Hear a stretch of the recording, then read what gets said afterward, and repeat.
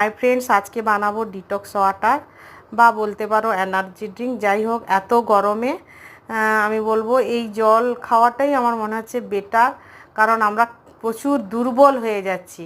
তো এই জলটা খেলে সত্যি একটু এনার্জি পাওয়া যায়। তো কি কি লাগছে আমি সেটাই তোমাদের সঙ্গে শেয়ার করি। আমি 2 লিটার জল নিয়ে করব, তো 2 লিটারের জল নিয়ে নিয়েছি ধরো একটা বোতলে। আর এখানে পুদিনা পাতা, আদা কুচি নিয়েছি, লেবু আর শসা কেটে নিয়েছি গোল গোল করে। তো প্রথমে জলটা আমি একটা ফিল্টারে দিয়ে দিলাম। তারপরে দেখো এক এক করে পুদিনা পাতা, আদা কুচি, শসা, লেবু এগুলো দিয়ে দিলাম। কেউ পারলে তোমরা চিনি আর একটু লবণ এগুলো অ্যাড করতে পারো, কিন্তু আমি দিলাম না।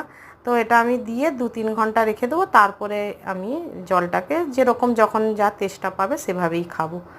যদি তোমাদের ভিডিওটা ভালো লাগে অবশ্যই একটা লাইক করো, আর আমার চ্যানেলটা তোমরা সাবস্ক্রাইব করে দাও। সবাই খুব ভালো থেকো, পরের ভিডিওতে দেখা হচ্ছে।